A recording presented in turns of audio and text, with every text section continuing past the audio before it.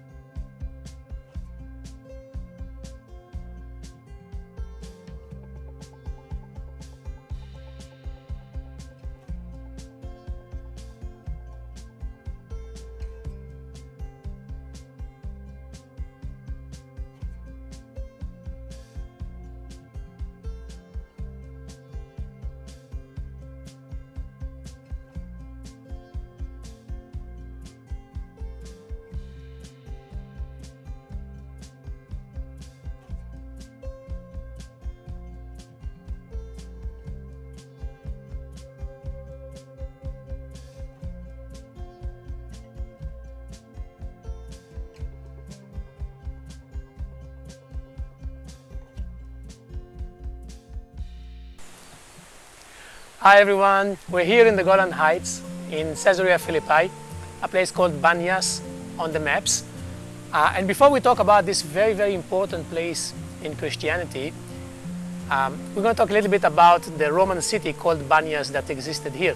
See, the early Greeks and early Romans used to believe that wherever you find something that you cannot explain, it's probably the work of the gods. And here they saw that big rock that's on the screen now, and out of that rock comes a water, a source of water. This is the second biggest source of water to the Jordan River, called Banyas, and they couldn't explain that. We know why water come out of the rock, because the top of that rock is Mount Hermon, and when the snows melt on Mount Hermon, the water will go through the rock until it gets to the bottom, and then it will start as a spring. But the Greek and the Romans decided that this is the work of the gods, and so they built a very important sacred area for the pagan gods. They call this the gates of hell, the gates of Hades. They believe that down there in that big hole is the gates of hell, and that you should sacrifice in that gate. You should throw your sacrifice to that big hole, wait to see if blood drops show on the water, which means the gods did not receive a sacrifice, or if no blood drops came on the water, it means your sacrifice was accepted. And around this area they went and built a whole pagan area of temples. There was a temple for the god of Hades. There was a temple for Augustus Caesar, who was a god. There was a temple for the god Pan. Pan was the god of shepherds and running water and nature. And so Pan was half a man, half a goat. He used to be out in the forest, in the wood. The young girls would come and see who plays the pan flute so beautifully. He would scare them to death by showing up as half a man, half a goat. This is the source of the word panic. They would get into a panic attack.